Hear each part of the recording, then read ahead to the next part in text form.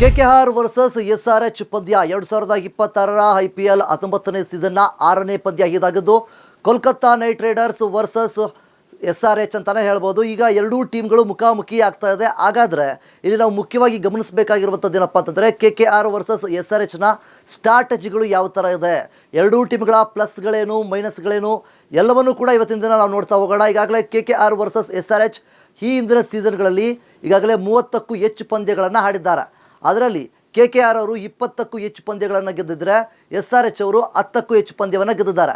ಒಂದು ಕಡೆಯಿಂದ ನಾವು ನೋಡೋದಾದರೆ ಕೆಕೆಆರ್ಗೆ ಸ್ವಲ್ಪ ಒಂದು ಕಡೆ ಅಡ್ವಾಂಟೇಜ್ ಕೂಡ ಇದೆ, ಯಾಕೆಂದರೆ ಎಸ್ಆರ್ಎಚ್ನ ಚೆನ್ನಾಗಿ ರೀಡ್ ಮಾಡಿದ್ದಾರೆ ಈ ಹಿಂದಿನ ಸೀಸನ್ಗಳಲ್ಲಿ. ಸೊ ಕೆಕೆಆರ್ ಆಗಿರ್ಬೋದು ಎಸ್ಆರ್ಎಚ್ ಆಗಿರ್ಬೋದು ಎರಡೂ ಕೂಡ ಮುಖಾಮುಖಿ ಈಗ ಮತ್ತೊಮ್ಮೆ ಆಗ್ತಾ ಇದೆ.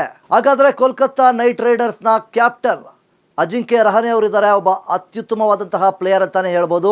ಈಗಾಗಲೇ ಕೆಕೆಆರ್ 2 ಬಾರಿ IPL ಟ್ರೋಫಿಗಳನ್ನು ಗೆದ್ದಿದೆ, 2012ರಲ್ಲಿ ಮತ್ತು 2014ರಲ್ಲಿ, ಮತ್ತು 3 ಬಾರಿ ಫೈನಲ್ಗೆ ಅಪಿಯರೆನ್ಸ್ ಆಗಿದೆ.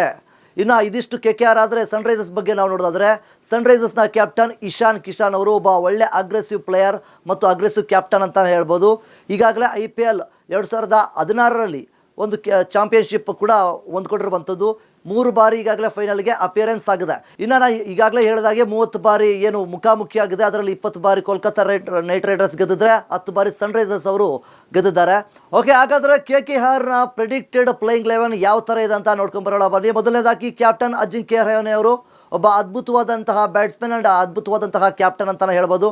ಅದಾದಮೇಲೆ ಓಪನಿಂಗ್ನಲ್ಲಿ ಫಿನ್ ಅಲೇನ್ ಅವರು ಬರ್ತಾರೆ, ಒಬ್ಬ ಪವರ್ಫುಲ್ ಅಟ್ಯಾಕರ್ ಅಂತ ಕೂಡ ಹೇಳ್ಬೋದು, ಮತ್ತು ರಾಹುಲ್ ತ್ರಿಪಾಠಿ ಆಗಿರ್ಬೋದು ಅಗ್ರೆಸಿವ್ ಪ್ಲೇಯರ್. ಇನ್ನು ಮಿಡಲ್ ಆರ್ಡರಲ್ಲಿ ನಾವು ನೋಡೋದಾದರೆ ಅಜಿಂಕ್ಯ ರಹಾನೆ ಅವರು ಕೂಡ ಬರ್ತಾರೆ, ರಿಂಕು ಸಿಂಗ್ ಅವರು ಬರ್ತಾರೆ, ಮತ್ತು ಇದ್ರ ಜೊತೆಗೆ ಪೋವೆಲ್ ಅವರು ಸಹಿತ ಬರ್ತಾರೆ. ಪೋವೆಲ್ ಅವರು ಎಲ್ರಿಗೂ ಕೂಡ ಗೊತ್ತಿರೋ ಹಾಗೆ ಪವರ್ಫುಲ್ ಹಿಟ್ಟರ್ ಅಂತಲೂ ಕೂಡ ಹೇಳ್ಬೋದು. ಮತ್ತು ರಘುವಂಶಿ ಅವರು ಈ ಹಿಂದಿನ ಮ್ಯಾಚ್ಗಳಲ್ಲೂ ಕೂಡ ರಘುವಂಶಿ ಆಗಿರ್ಬೋದು ಇವರೆಲ್ಲ ಆಡಿರುವಂತಹ ಮ್ಯಾಚ್ಗಳನ್ನು ನೀವು ನೋಡಿಕೊಂಡೇ ಬಂದಿದ್ದೀರ. ಸೊ ಈಗಿರಬೇಕಾದ್ರೆ ಇವರೆಲ್ಲರ ವಿಚಾರ ಇದಾದರೆ ಅಂದರೆ ಆಲ್ರೌಂಡರ್ನ ನಾವು ನೋಡೋದಾದರೆ ಆಲ್ರೌಂಡರಲ್ಲೂ ಕೂಡ ಕ್ಯಾಮ್ರಾನ್ ಗ್ರೀನ್ ಅವರು ಇದ್ದಾರೆ ಮತ್ತು ಸುನಿಲ್ ನರೇನ್ ಅವರು ಕೂಡ ಇದ್ದಾರೆ. ಸೊ ಸುನಿಲ್ ನರೇನ್ ಅವರು ಇದೇ ಯಾವ ಒಂದು ಸ್ಟೇಡಿಯಂನಲ್ಲಿ ಈ ಬಾರಿ ಮ್ಯಾಚ್ ನಡೆಯುತ್ತೆ, ಆ ಒಂದು ಸ್ಟೇಡಿಯಂನಲ್ಲಿ ಈಗಾಗಲೇ 5 ವಿಕೆಟ್ಗಳನ್ನು ಒಂದೇ ಪಂದ್ಯದಲ್ಲಿ ತೆಗೆದುಕೊಂಡಿದ್ದಾರೆ. ಸೊ ಸುನಿಲ್ ನರೇನ್ ಅವರಿಗೆ ಅದು ಒಂದು ಹೋಮ್ ಪಿಚ್ ಆಗಿರ್ಬೋದು, ಮತ್ತು ಇನ್ನೊಂದು ಕಡೆಯಿಂದ ನೋಡೋದಾದರೆ ಆ ಒಂದು ಪಿಚ್ ಬಗ್ಗೆ ಸುನಿಲ್ ನರೇನ್ ಅವರು ಸಖತ್ತಾಗಿ ರೀಡ್ ಮಾಡಿದ್ದಾರೆ, ಚೆನ್ನಾಗಿ ತಿಳ್ಕೊಂಡಿದ್ದಾರೆ. ಇನ್ನು ವರುಣ್ ಚಕ್ರವರ್ತಿ ಅವರು ಕೂಡ ಇದ್ದಾರೆ, ಒಬ್ಬ ಅದ್ಭುತವಾದಂತಹ ಬಾಲರ್ ಮತ್ತು ಆಲ್ರೌಂಡರ್ ಅಂತ ಕೂಡ ಹೇಳ್ಬೋದು. ಮತ್ತು ಉಮ್ರಾನ್ ಮಲ್ಲಿಕ್ ಅವರಿದ್ದಾರೆ, ಒಬ್ಬ ಎಕ್ಸ್ಪ್ರೆಸ್ ಆ್ಯಂಡ್ ಪೇಸ್ ಬಾಲರ್ ಅಂತ ಕೂಡ ಹೇಳ್ಬೋದು, ಒಳ್ಳೆ ವಿಕೆಟ್ಗಳನ್ನು ತೆಗೆದುಕೊಳ್ತಾರೆ. ಇನ್ನು ವೈಭವ್ ಆರ್ ಅವರು ಇದ್ದಾರೆ, ಸ್ವಿಂಗ್ ಬಾಲರ್, ಪವರ್ ಪ್ಲೇನಲ್ಲಿ ಸಖತ್ತಾಗಿ ಬಾಲಿಂಗನ್ನು ಮಾಡ್ತಾರೆ. ಕಾರ್ತಿಕ್ ತ್ಯಾಗಿ ಅವರು ಕೂಡ ಇದ್ದಾರೆ ಇಂಪ್ಯಾಕ್ಟ್ ಪ್ಲೇಯರ್ ಆಗಿ, ಮತ್ತು ಇಂಪ್ಯಾಕ್ಟ್ ಪ್ಲೇಯರ್ ಆಗಿ ಮನೀಶ್ ಪಾಂಡೆ ಅವರು, ಕಾರ್ತಿಕ್ ತ್ಯಾಗಿ ಮತ್ತು ಮನೀಶ್ ಪಾಂಡೆ ಅವರು ಇಬ್ಬರು ಕೂಡ ಇಂಪ್ಯಾಕ್ಟ್ ಪ್ಲೇಯರ್ ಆಗಿದ್ದಾರೆ. ಯಾವಾಗ ಬೇಕಿದ್ರೆ ಅವರನ್ನು ತಗೊಳ್ಬೋದು ಒಂದು ಆಟದಲ್ಲಿ. ಇದೆಲ್ಲ ಕೆಕೆಆರ್ನ ವಿಷಯ. ಆದರೆ ಇನ್ನು ಸನ್ರೈಸರ್ಸ್ ಹೈದರಾಬಾದ್ ಬಗ್ಗೆ ನಾವು ನೋಡೋದಾದರೆ ಎಸ್ಆರ್ಎಚ್ನ ಪ್ರೆಡಿಕ್ಟೆಡ್ ಪ್ಲೇಯಿಂಗ್ 11 ಬಗ್ಗೆ ನಾವು ನೋಡೋದಾದರೆ ಕ್ಯಾಪ್ಟನ್ ಇಶಾನ್ ಕಿಶನ್ ಒಬ್ಬ ಅಗ್ರೆಸಿವ್ ಕ್ಯಾಪ್ಟನ್ ಅಂಡ್ ಸಖತ್ತಾಗಿ ಬ್ಯಾಟಿಂಗು ಎಲ್ಲವನ್ನು ಕೂಡ ಮಾಡ್ತಾರೆ. ಸೊ ಇದ್ರ ಜೊತೆಗೆ ಟ್ರಾವಿಸ್ ಹೆಡ್ ಅವರು ಕೂಡ ಇದ್ದಾರೆ, ಅಭಿಷೇಕ್ ಶರ್ಮಾ ಅವರು ಇದ್ದಾರೆ. ನಾವು ಟ್ರಾವಿಸ್ ಹೆಡ್ ಅವರನ್ನು ಅಭಿಷೇಕ್ ಶರ್ಮಾವನ್ನು ಒಂಥರ ಡೇಂಜರಸ್ ಬ್ಯಾಟ್ಸ್ಮ್ಯಾನ್ಸ್ ಅಂತಲೂ ಕೂಡ ಕರಿತೀವಿ. ಈ ಹಿಂದಿನ ಸೀಸನ್ಗಳಲ್ಲಿ ಅವರು ಆಡಿರುವಂತಹ ಆಟವನ್ನು ನೋಡೋದಾದರೆ ಇನ್ನು ಮಿಡಲ್ ಆರ್ಡರ್ನಲ್ಲಿ ಇಶಾನ್ ಕಿಶನ್ ಅವರು ಎಂಟ್ರಿ ಕೊಡ್ತಾರೆ.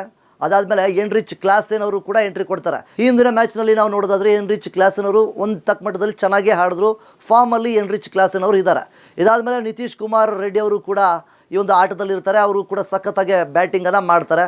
ಅದಾದಮೇಲೆ ಆಲ್ರೌಂಡರ್ನ ವಿಚಾರಕ್ಕೆ ನಾವು ಬರೋದಾದರೆ ಇಲ್ಲಿ ಮುಖ್ಯವಾಗಿ ಕಮಿಂಡು ಮೆಂಡಿಟ್ಸ್ ಇದ್ದಾರೆ, ಒಬ್ಬ ಅತ್ಯುತ್ತಮವಾದಂತಹ ಪ್ಲೇಯರ್ ಮತ್ತು ಸ್ಪಿನ್ ಕೂಡ ಸಖತ್ತಾಗೆ ಮಾಡ್ತಾರೆ. ಅದ್ರ ಜೊತೆಗೆ ಅಭಿಷೇಕ್ ಶರ್ಮಾ ಒಬ್ಬ ಬ್ಯಾಟಿಂಗ್ ಮತ್ತು ಆಲ್ರೌಂಡರ್ ಅಂತ ಕೂಡ ಹೇಳ್ಬೋದು. ಇದೆಲ್ಲ ಆಲ್ರೌಂಡರ್ ಆದರೆ ಇನ್ನು ಬಾಲರ್ಸ್ನ ವಿಚಾರಕ್ಕೆ ಬರೋದಾದರೆ ಪ್ಯಾಟ್ ಕಮಿನ್ಸ್ ಸದ್ಯದ ಮಟ್ಟಿಗೆ ಇಂಜೂರಿ ಇರುವ ಕಾರಣಾಂತರಗಳಿಂದ ಬರೋದಕ್ಕೆ ಆಗ್ತಾಯಿಲ್ಲ.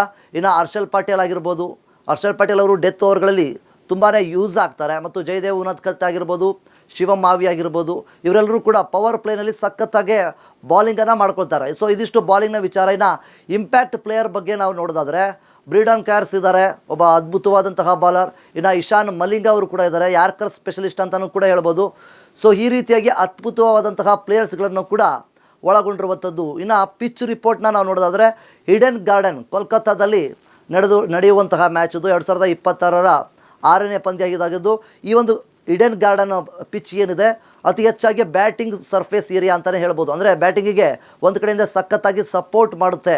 ಇನ್ನು ಈ ಒಂದು ಪಿಚ್ನಲ್ಲಿ ಯಾವ್ರೇಜ್ ಸ್ಕೋರನ್ನು ನಾವು ನೋಡೋದಾದರೆ 170ರಿಂದ ಹಿಡಿದು 204ರವರೆಗೆ ಯಾವ್ರೇಜ್ ಸ್ಕೋರ್ ಇದೆ. ಅಂದರೆ ಒಳ್ಳೆ ಸ್ಕೋರ್ ಮಾಡುವಂತಹ ಎಲ್ಲ ಸಾಧ್ಯತೆಗಳು ಕೂಡ ಇದೆ. 170ಕ್ಕೂ ಹೆಚ್ಚು ಸ್ಕೋರ್ ಮಾಡುವಂತಹ ಸಾಧ್ಯತೆ ಇದೆ. ಸೊ ಹೀಗಿರಬೇಕಾದ್ರೆ ಚೇಸಿಂಗ್ ಯಾರೆಲ್ಲ ಮಾಡ್ತಾರೆ ಅವ್ರಿಗೆ ಒಂದು ಕಡೆ ಪ್ಲಸ್ ಪಾಯಿಂಟ್ ಆಗುತ್ತೆ. ಇಲ್ಲಿ ಈ ಒಂದು ಸ್ಟೇಡಿಯಂನಲ್ಲಿ ಮುಖ್ಯವಾಗಿ ಈ ಒಂದು ಕ್ರೀಡಾಂಗಣದಲ್ಲಿ ಯಾರೇ ಒಂದು ಟಾಸನ್ನು ಗೆದ್ದ ನಂತರ ಬಾಲಿಂಗನ್ನು ಆಯ್ಕೆ ಮಾಡ್ಕೊಳ್ತಾರೆ. ಸೊ ಇದ್ರ ಜೊತೆಗೆ ಈ ಬಾರಿಯ IPL ಸೀಸನ್ನಲ್ಲಿ ಸಾಕಷ್ಟು 5-6 ಮ್ಯಾಚ್ಗಳು ನಡೆದವು. ಎಲ್ಲ ಮ್ಯಾಚ್ಗಳಲ್ಲೂ ಕೂಡ ಚೇಸಿಂಗೇ ವಿನ್ ಆಗಿದೆ. ಸೊ ಆದ್ದರಿಂದ ಈಡನ್ ಗಾರ್ಡನಲ್ಲೂ ಸಹಿತ ಚೇಸಿಂಗ್ ವಿನ್ ಆಗುವಂತಹ ಎಲ್ಲ ಸಾಧ್ಯತೆಗಳು ಕೂಡ ಇದೆ. ಇನ್ನೊಂದು ಕಡೆ ಸುನಿಲ್ ನರೇನ್ ಅವರಿಗೆ ನಾನು ಆಗಲೇ ಹೇಳಿದಾಗೆ ಈ ಒಂದು ಈಡನ್ ಗಾರ್ಡನ್ ಪಿಚ್ ಏನಿದೆ ತುಂಬಾ ಅಡ್ವಾಂಟೇಜು. ಅವರು ಸಾಕಷ್ಟು ವಿಕೆಟ್ಗಳನ್ನು ಈ ಒಂದು ಕ್ರೀಡಾಂಗಣದಲ್ಲಿ ಅಂದರೆ ಈಡನ್ ಗಾರ್ಡನ್ ಪಿಚ್ನಲ್ಲಿ ಸಾಕಷ್ಟು ವಿಕೆಟ್ಗಳನ್ನು ಅವರು ತಗೊಂಡಿದ್ದಾರೆ. ಇದರಲ್ಲಿ ಒಂದು ರೆಕಾರ್ಡ್ ಕೂಡ ಇದೆ. ಒಂದೇ ಮ್ಯಾಚ್ನಲ್ಲಿ 5 ವಿಕೆಟ್ಗಳನ್ನು ತೆಗೆದುಕೊಂಡಿದ್ದಾರೆ. 4 ಓವರ್ನಲ್ಲಿ 5 ವಿಕೆಟು ಮತ್ತು 19 ರನ್ನನ್ನು ಕೊಟ್ಟಿದ್ದರು. ಅಂತಹ ರೀತಿಯಲ್ಲಿ ಅದ್ಭುತವಾಗಿ ಬಾಲಿಂಗನ್ನು ಮಾಡ್ತಾರೆ. ಒಂದು ಕಡೆಯಿಂದ ನಾವು ನೋಡೋದಾದರೆ ಪವರ್ ಪ್ಲೇನಲ್ಲಿ ಕ್ರೂಷಿಯಲ್ ಆಗಿರುತ್ತೆ, ಸ್ವಲ್ಪ ಕಷ್ಟ ಆಗ್ಬೋದು. ಇನ್ನು ಮಿಡಲ್ ಆರ್ಡರ್ನಲ್ಲಿ ಸ್ಪಿನ್ನರ್ಸ್ಗೆ ಒಂದು ತಕ್ಕ ಮಟ್ಟದಲ್ಲಿ ಹೆಲ್ಪ್ ಆಗುತ್ತೆ. ಆದರೂ ಸಹಿತ ಬ್ಯಾಟಿಂಗ್ ಪಿಚ್ ಇದು ಒಳ್ಳೆ ಬ್ಯಾಟಿಂಗ್ ಪಿಚ್ಚು. ಡೆತ್ ಓವರ್ಸ್ಗಳಂತೂ ಬ್ಯಾಟ್ಸ್ಮನ್ಸ್ಗಳು ಅಬ್ಬರ ಅಂತಲೇ ಹೇಳ್ಬೋದು. ಸೊ ಈ ರೀತಿಯಾಗಿ ಒಂದು KKR ಆಗಿರ್ಬೋದು ಮತ್ತು SRH ಎರಡೂ ತಂಡಗಳು ಒಂದು ಕಡೆಯಿಂದ ಸ್ಟ್ರಾಂಗ್ ಆಗೇ ಇದೆ ಅಂತ. ಒಂದು ಕಡೆಯಿಂದ KKR ಅವರು ಸ್ವಲ್ಪ ಸ್ಟ್ರಾಂಗ್ ಅಂತ ಅನಿಸುತ್ತೆ. ಆದರೂ ಸಹಿತ ಆಲ್ರೌಂಡರ್ನ ವಿಚಾರಕ್ಕೆ ಬಂದರೆ KKR ಆಗಿರ್ಬೋದು SRH ಆಗಿರ್ಬೋದು ಅಷ್ಟರ ಮಟ್ಟಿಗೆ ಪರ್ಫಾರ್ಮೆನ್ಸ್ಗಳು ಕೂಡ ಇಲ್ಲ ಇಲ್ಲಿ. ಆದರೆ KKRನ ನಾವು ನೋಡೋದಾದರೆ ಈ ಹಿಂದಿನ ಮ್ಯಾಚ್ ಆಗಿರ್ಬೋದು ಮತ್ತು ಈ ಹಿಂದಿನ ಸೀಸನ್ಗಳಲ್ಲಿ SRHನ ಪ್ರತಿ ಬಾರಿ ಡಾಮಿನೇಟ್ ಮಾಡ್ಕೊಂಡು ಬರ್ತಾನೇ ಇದೆ. ಸೊ ಹೀಗಿರಬೇಕಾದ್ರೆ SRHನಲ್ಲಿ ಎಡ್ ಆಗಿರ್ಬೋದು ಕ್ಲಾಸೆನ್ ಆಗಿರ್ಬೋದು ಇಬ್ಬರ ಒಳ್ಳೆ ಕಾಂಬೋ ಇದೆ. ಸೊ ಇದರಿಂದ ಒಳ್ಳೆ ಸ್ಕೋರ್ ಮಾಡುವಂತಹ ಎಲ್ಲ ಸಾಧ್ಯತೆಗಳು ಕೂಡ ಇದೆ. ಸೊ ಇದರ ಜೊತೆಗೆ ಒಂದು 10ರಿಂದ 20 ಓವರ್ಗಳಲ್ಲಿ ಏನಿದೆ 20 ಓವರ್ಸ್ಗಳಲ್ಲಿ 170ಕ್ಕೂ ಅಧಿಕ ರನ್ಗಳನ್ನು ಹೊಡೆಯುವಂತಹ ಎಲ್ಲ ಸಾಧ್ಯತೆಗಳು ಕೂಡ ಇದೆ. ಸೊ ಇದಿಷ್ಟು SRH ಆದರೆ. ಇನ್ನು KKR ವಿಚಾರಕ್ಕೆ ಬಂದರೂ ಸಹಿತ ಇನ್ನು KKRನ ವಿಷಯಕ್ಕೆ ಬರೋದಾದರೆ KKRನವರು SRHನ ಎಲ್ಲ ಪ್ಲೇಯರ್ಸ್ಗಳ ಬಗ್ಗೆ ಸ್ಟಡಿ ಮಾಡಿ ಇಟ್ಕೊಂಡ್ಬಿಟ್ಟವ್ರೆ. ಸಖತ್ತಾಗಿ ಯಾವ ಥರ ಅವರಿಗೆ ಬಾಲಿಂಗನ್ನು ಹಾಕಬೇಕು, ಯಾವ ಥರ ಅವ್ರ ಹತ್ರ ರನ್ಸ್ಗಳನ್ನು ತಗೋಬೇಕು ಅನ್ನೋದನ್ನು KKR ಅವರು ಈಗಾಗಲೇ ರೀಡ್ ಮಾಡಿದ್ದಾರೆ. ಸೊ ಆದ್ದರಿಂದ KKR ಆಗಿರ್ಬೋದು SRH ಆಗಿರ್ಬೋದು ಎರಡೂ ಮುಖಾಮುಖಿ ಆಗೋದಕ್ಕೆ ಎಲ್ಲರೂ ಕೂಡ ಕಾಯ್ತಾ ಇದ್ದಾರೆ. ಸೊ ಇದಿಷ್ಟು KKR ಮತ್ತು SRHನ ಪ್ಲೇಯಿಂಗ್ ಲೆವೆಲ್. ಎರಡೂ ಕೂಡ ಸ್ಟ್ರಾಂಗೆಸ್ಟ್ ಟೀಮ್ಗಳು. ಯಾವುದು ಗೆಲ್ಲುತ್ತೆ ಅನ್ನೋದನ್ನು ನಾವೆಲ್ಲ ಕಾದು ನೋಡಬೇಕಾಗಿದೆ.